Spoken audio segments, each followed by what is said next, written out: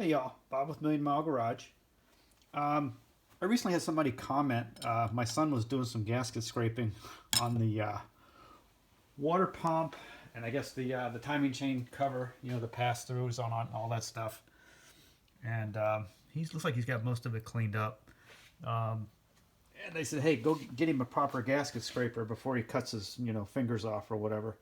And it's something I hadn't really thought about since I moved up here. I used to have a collection of scrapers. I had a blue plastic one that was like a painter's scraper, like a non-marring, and I don't know what happened to it during the move. I've got an old Stanley, which is probably a woodworking tool or something, but you can see it's kind of chewed up and maybe a little too sharp, but it's been sharpened and flattened several times. And so that being said, the kid is pretty good with knives, by the way. He uses those what do you call those knives that you flip back and forth? I don't remember what you call them. But anyway, he's used to handling sharp stuff, and he very rarely gets cut, so he does just fine with the razor blades as well. But I thought, you know what? Harbor Freight had a sale this weekend, so I thought I would just go out and see if I could come up with something that was maybe a little better to use, especially if you're going to be scraping on aluminum. And here's what I came back with. I bought a Pittsburgh with a lifetime warranty. I think it was a whopping $5 for these. And it says they're forged high carbon steel. That's nice. These are non-marring scrapers. Fairly hard plastic. These were $15. These actually were kind of pricey. I almost didn't buy them because of that. But let's just take each one of them out and compare them. Hey, just doing a quick look here. I don't know how well this shows up, but you can see there's some very sharp metal coming down on the bottom where these things are punched out. And if you're going to try to use that on aluminum or probably even cast iron, I would be a little wary of that. It's got a sharp lip on it right on the bottom. I don't know how well that shows up. Right there, I can catch it with my finger. Definitely on the edges here. That's sharp, and that's really sharp right there. So I probably would take a file and just dress those down a little bit. There's just too much metal sticking off the edge of these. Trying to get some place where it focuses so you can see it good. Yep, you can see how those are poking down like that, and it's like that all over. So I would think just as a conventional scraper, I looked at some, it was called an Icon brand. They wanted like $35 for a set of scrapers. That just seemed a little pricey to me. I don't do a lot of gasket scraping. In fact, if I had it my way, I wouldn't be doing any. These plastic ones look really cool. And again, these look a lot like the 99-cent blue plastic scrapers I used to get at Lowe's or Home Depot. Of course, these are all, more chisel-like and more heavy-duty. So kind of cool. So I think I'm going to dress the edges on this one. And then I think I may also want to just see if there's any gasket left to scrape on the aluminum, how just a plastic scraper will do. Keeping in mind that this part over here, although he's cleaned up most of it, when I put this engine together years ago, I actually used it's kind of like gasket shellac or Permatex. I guess they called it number 2. And when this stuff gets old and hard, it sets up hard as carbon. It is really hard to get off. I can see he's still got some remnants. Looks like we got a little pitting there too. I think we got a little bit left on the front of this as well, where he couldn't get it off. Actually, looks like he got it cleaned up pretty good, really. There's not really much left there for me to do. But I'll come along the edges a little bit to see how the plastic scraper does. Hey, it's like I did find a spot where he didn't get a lot of stuff cleaned off on the right here where the fuel pump goes. I was just curious how the plastic would do. Just bearing down on that.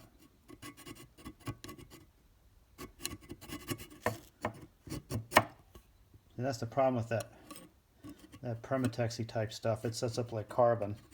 And I tell you what, it's really hard. It's really hard to get anything to come off with that. If you catch stuff that's got an edge to it, I guess it'll kind of get it. But I would say a plastic scraper, yeah, it's getting a little bit of it there. I'd say it's semi-effective, but just like this hard chunk of stuff right there, it really doesn't want to tackle it. That's why I tend to use a sharp razor blade. Those tend to work pretty well. I can come in here, and if I'm real careful, I kind of go not, you know, pretty steep angle. And then I'm not going to mar up the surface. And that can razor blade, you know, that hard bit of sealer that's left on there. The stuff, again, the stuff that sets up like carbon. Now, if it was just silicone sealer, I think that stuff may have a tendency to scrape off. Yeah, see, that'll take that off. See, it'll catch it. See, there's a big chunk of gasket right there. See that? And that works fine for doing that, and that's not going to gouge anything. Of course, I could use a high carbon steel one for that as well. But again, for going in and getting the rest of that residue, that's that, I think it was called Permatex number 2. It's Permatex number 2. It's some really nasty stuff. It's really non-hardening sealer until it gets old, and I swear it sets up like carbon. That stuff is so hard to get off. You're going to have a hard time getting that off, I think, even with a gasket scraper, unless it's a little sharp. But razor blades work really good on that kind of stuff. Silicone stuff, maybe you don't need it as much, but I've had really good luck with razor blades. As long as you handle them carefully, you can get them off. But again, this plastic thing's fine for just removing chunks of gasket. That's fine. You know, again, if this was aluminum, this is really what you'd want to be doing, right, to get the chunks of gasket off to begin with. But how are you going to get the residue off there? And I know a lot of people like to use one of those rotating Scotch-Brite pads, which on cast iron, that's fine. I would be hesitant to use a Scotch-Brite pad, at least on the flat surfaces. I would want to go over this. I probably would block sand that to keep the surfaces flat and smooth. I probably want to cut that down a little bit, see if I can get a little bit of that pitting out and some of that gasket material that's kind of stuck in there. That's kind of cruddy. Hey, just coming in with a piece of 320, maybe a little more aggressive than I like to use. But again, if you just come in here, I'm not going to try to sand a trough into it or anything. I'm just going to come in here, right? Come in here and sand it down. That'll come right back. To that area right in there. There's still gasket sealer stuck in there. Again, there's original tooling marks in here that are being exposed. That's not anything that we did with the razor blade right in there. You can see it right in here as well. You know, but again, that's why you use gasket sealer, and that should seal up just fine. You know, just going around, you know, dressing the edges over here. This will clean right up.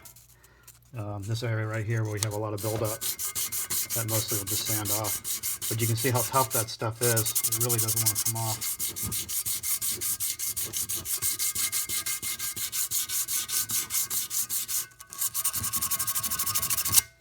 So yeah, I would be hesitant to use any type of gasket scraper on this surface. I would just probably razor blade it and then polish it with a little bit of sandpaper. Get the metal good and clean. It's okay to leave a little bit of a tooth. That's just going to let the sealer stick to it. That's definitely not going to create a leak path. And just like in here, you can see there's some more of that shellac type sealer that, it just sets up rock hard. It's really difficult to get off. Even just trying to hit it with sandpaper, it tends to clog up the paper. So that's why you're better off just, you know, going over it with a sharp razor blade. Just go down and you just keep going over it like that. Just polish the metal, polish it down, and you can see how I'm scraping it off as I go.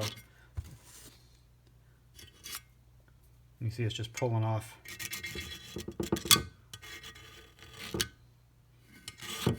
It's pulling off the gasket material with it.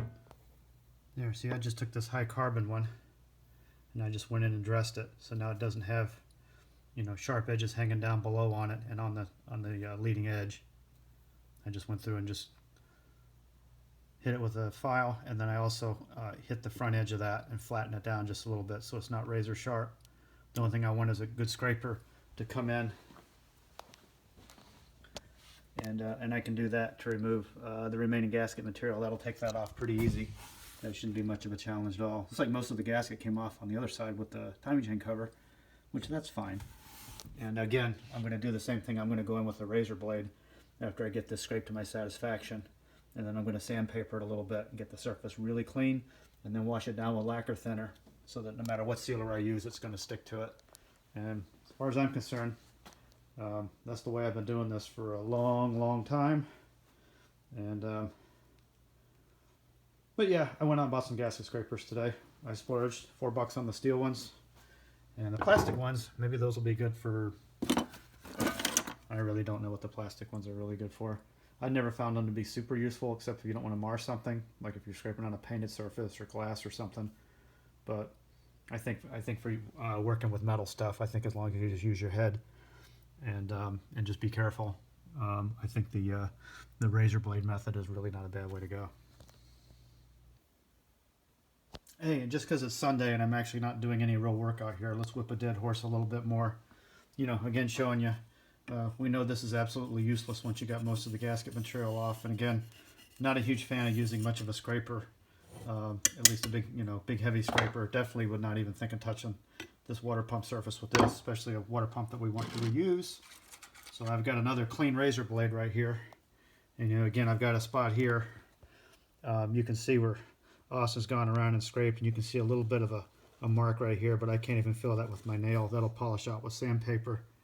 So these razor blades, they definitely don't hurt anything. And then just coming in right here, like on this surface right here, where you've got some crud, I'm just going to come in here with the razor blade. You see that? It comes right off. See that? Without a trace. It takes it right off. And again, you can see where I'm exposing some of the original machine marks from when it was made.